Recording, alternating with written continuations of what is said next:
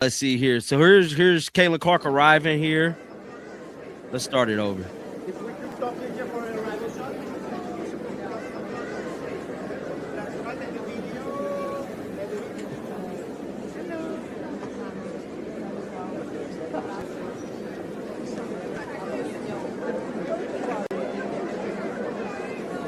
While the WNBA is facing its most critical deadline in league history, their biggest star just showed up front row at Prada's Milan Fashion Week.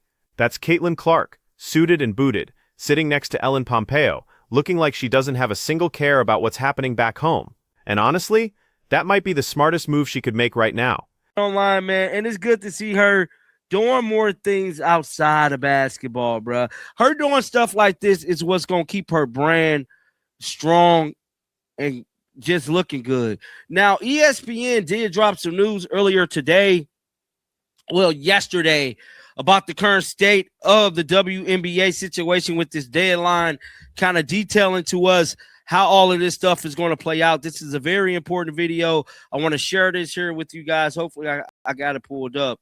Let me get it pulled up here. Because back in the States, the league just dropped a bomb, March 10th. That's the deadline ESPN reported yesterday. And it's not a soft deadline this time. If the players' union and the league don't reach an agreement by then, the 2025 season gets delayed. We're talking about pushing back the expansion draft, free agency for every veteran except 2, and potentially the entire season start date. And where's Caitlin during all this chaos?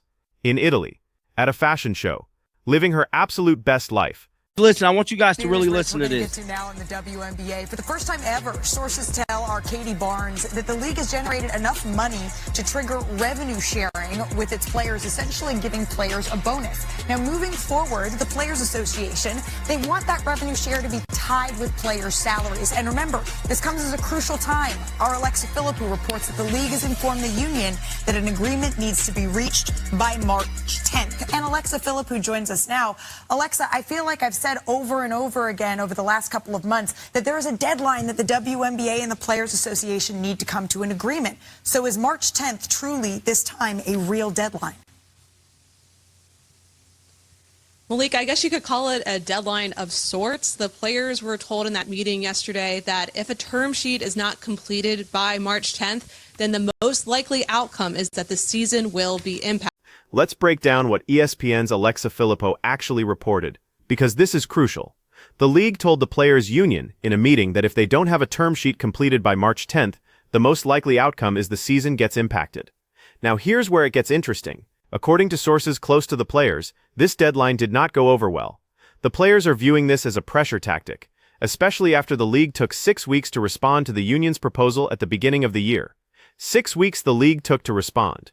Now they're giving the players 2 weeks to accept a deal.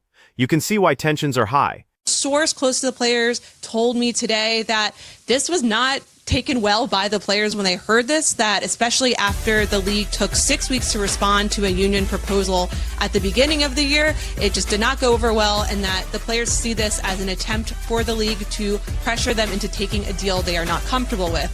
Now, the league, on the other hand, they've continued to stand by their proposal as a win for the players, and sources tell me the league sees this March 10th date as simply reality of this is what we need. We need this amount of time for off-season activity to get done. You have an expansion draft that still needs to be held. You have all but 2 league veterans hitting free agency, right, and you still are hoping that the season can start on time. All right, so essentially March 10th is what the league is saying it needs to happen for the season to start on time for all of those dates that we just saw. So the league's position is straightforward.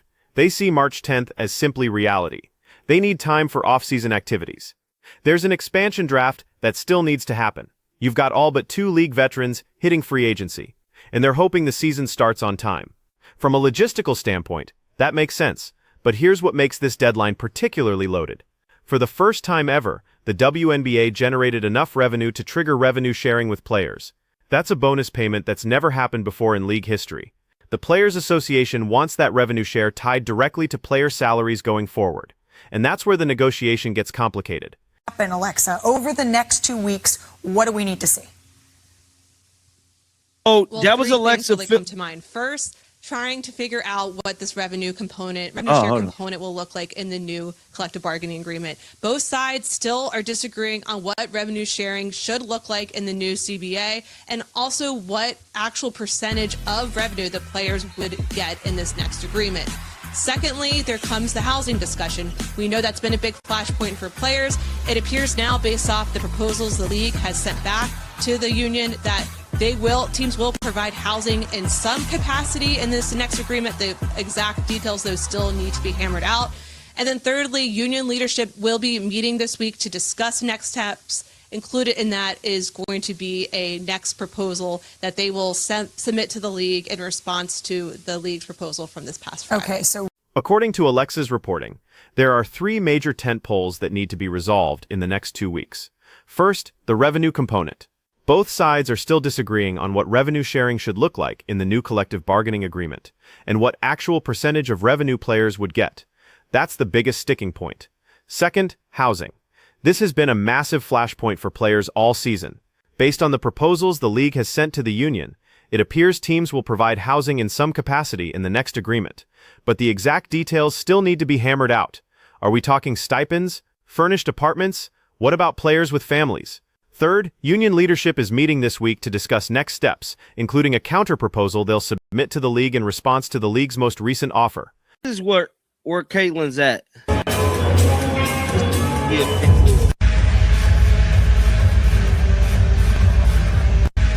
Thank you. Thank you, sir.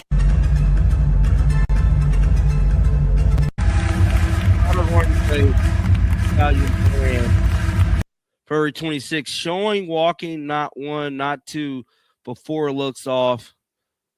So this is there go Caitlin Clark. And in the middle of all this tension, all this back and forth, all this uncertainty about whether the season even starts on time, Caitlin Clark is at Prada. She's not posting about the CBA. She's not weighing in on negotiations. She's not making statements about player compensation or revenue sharing percentages. She's in Milan, sitting front row, watching models walk the runway for Prada's Fall-Winter 2025 collection. And you know what? That might be the most strategic decision any player is making right now. Video, so it looked like Caitlin Clark is definitely ignoring all the CBA news, this contract stuff. She overseas at Prada, living her best life. Y'all, for this one here, we got to go all the way to Prada. Let's get it. Let's go. And we got to jump right into this one right here, man. So Caitlin Clark is definitely outside living her best. Think about Caitlin's position for a second. She's a rookie on a max contract. Well, max by WNBA standards, which is still less than what she makes from a single endorsement deal. She's got partnerships with Nike, Gatorade, State Farm, Wilson, and now apparently Prada. Her brand value exists completely outside the WNBA's ecosystem. If the season gets delayed, she's fine. If negotiations drag out, she's fine. If there's a work stoppage, she's still getting paid from endorsements that dwarf her basketball salary. The leverage in these negotiations doesn't affect her the same way it affects veterans who depend primarily on their WNBA contracts. Shout out to Alexa Philippou over at ESPN.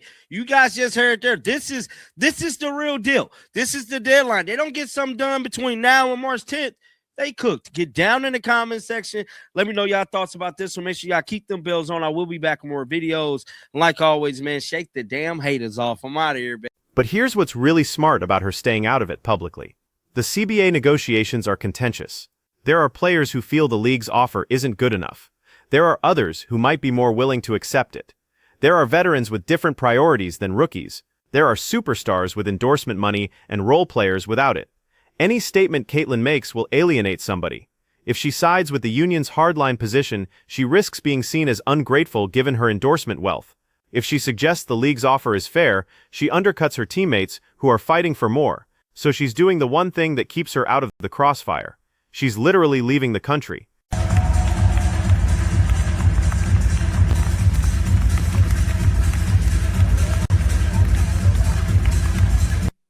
Caitlin is chilling right now, bruh.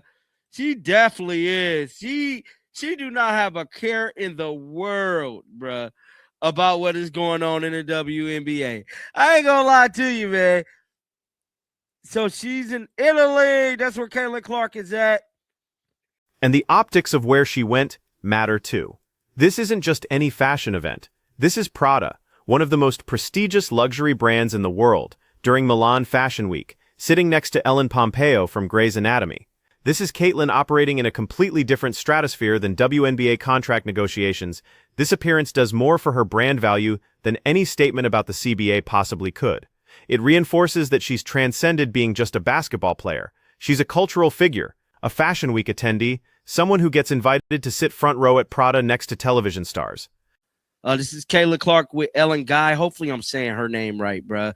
So this is her posting this on her social media right here.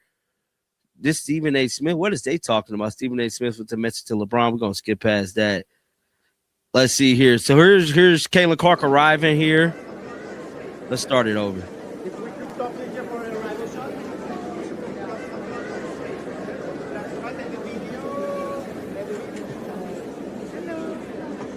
Now let's talk about what this means for the actual negotiations happening back in the States. The March 10th deadline is real, and it's tight. Union leadership is meeting this week to formulate their response to the league's latest proposal. That counter-proposal needs to be substantial enough to move negotiations forward, but realistic enough that the league doesn't just reject it outright. The revenue sharing percentage is the biggest hurdle. The league finally hit the threshold to trigger revenue sharing for the first time ever. That's historic. But the players want to lock in what that percentage looks like going forward, and they want it to be significant. The league's position is that the WNBA still operates at a loss in most markets, and giving away too much revenue too soon could jeopardize long-term stability. Both arguments have merit. The players are right that they should benefit from the growth they're generating. Ratings were up significantly in 2024, largely because of Caitlin Clark and Angel Reese driving viewership. Attendance increased, merchandise sales exploded. The players created that value, and they deserve to share in it. But the league's also right that one good year doesn't mean the financial model is suddenly sustainable. Most WNBA teams still lose money. The league has been subsidized by the NBA for years. Locking in a high revenue sharing percentage based on a single breakout season could create problems if viewership drops back down. That's the tension, and it's why this deadline is so critical. Both sides have legitimate positions, which makes compromise difficult. The housing issue should be easier to resolve, but it's gotten emotional. Players have been vocal all season about the burden of finding housing in expensive cities on WNBA salaries. Some players are paying more in rent for 4 months than they make in salary for the entire season. That's unsustainable. The league's proposal apparently includes some form of team-provided housing. The question is what that looks like. Furnished apartments? Housing stipends? Does it cover players with families? What about players who want to live together versus separately? These details matter, and they take time to negotiate properly. And then there's the expansion draft complication. The Golden State Valkyries are joining the league. Their expansion draft needs to happen so they can start building a roster. Free agency needs to happen so teams can fill out their rosters. Training camps need to happen so teams can prepare. The season needs to start on time because broadcast partners have locked-in schedules. All of that requires a new CBA to be in place. If March 10th comes and goes without an agreement, every single one of those dominoes gets delayed. And once you start pushing dates back, it creates a cascade of problems. Broadcast partners get upset, sponsors get nervous, fans get frustrated, players lose paychecks. So why is Caitlyn in Milan instead of being part of these conversations? Because she's not part of union leadership. She's a rookie. She doesn't have a seat at the negotiating table. Her being in the States or overseas makes zero difference to whether a deal gets done by March 10th. But her being at Prada makes a significant difference to her brand value. It reinforces her status as someone who transcends the sport. It keeps her in the cultural conversation during the off-season.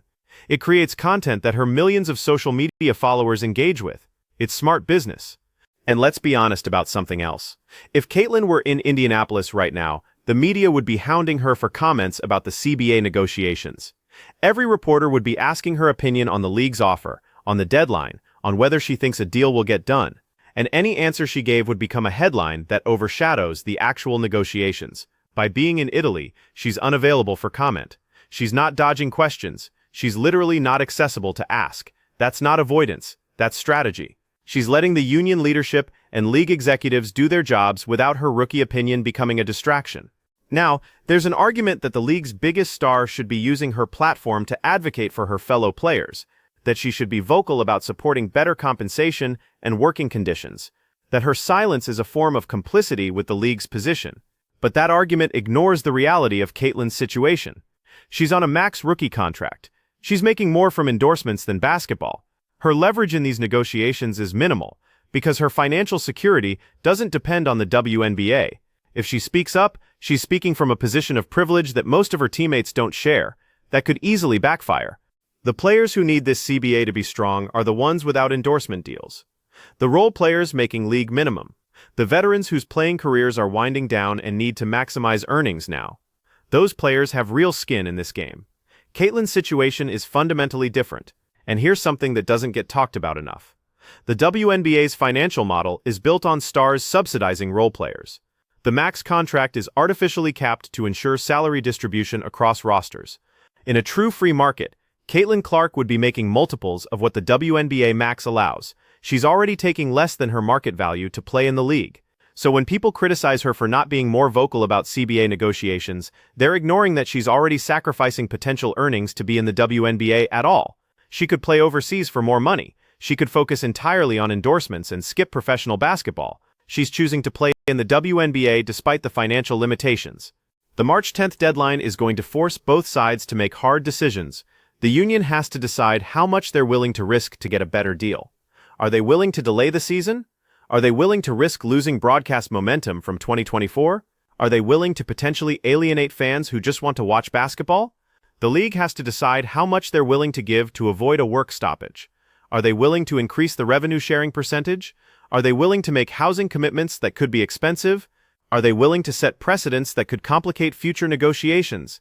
Both sides are playing chicken with a deadline that has real consequences, and the longer this drags out, the more damage it does to the league's momentum. The WNBA just had its best season ever. Ratings were up, attendance was up, cultural relevance was up. All of that goodwill could evaporate if the 2025 season starts late or gets canceled entirely. That's why this deadline matters so much. It's not just about this specific CBA. It's about whether the league can capitalize on the momentum from 2024 or whether internal negotiations derail everything they built. And while all of this plays out, Caitlin Clark is at Fashion Week. She's building her brand. She's expanding her cultural footprint. She's doing exactly what a smart business person should do during the offseason. She's investing in herself outside of basketball. Because here's the reality. Caitlin's career will outlast her playing days. Her brand will exist long after she retires from the WNBA. The relationships she builds at events like this, the cultural capital she accumulates, the perception of her as more than just an athlete, all of that has long-term value that transcends any single CBA negotiation. So while some people might see her Milan trip as tone-deaf or disconnected from the struggles of her fellow players, the opposite is actually true. She's being strategic. She's protecting her brand. She's staying out of a contentious negotiation where her voice would create more problems than solutions. And she's building value that will benefit her for decades. That's not selfish. That's smart. And if the WNBA season gets delayed because negotiations break down, Caitlin Clark will be fine. She'll still be getting paid. She'll still be building her brand. She'll still be living her best life, which is exactly why being at Prada right now makes perfect sense. So the question isn't why is Caitlin in Milan instead of worrying about the CBA. The question is why wouldn't she be? She's got nothing to gain from being part of that conversation, and everything to gain from being at Fashion Week. Let me know in the comments if you think she's making the right move, or if the league's biggest star should be more involved in fighting for her teammates. And make sure you subscribe, because this March 10th deadline is going to create some serious drama in the next 2 weeks.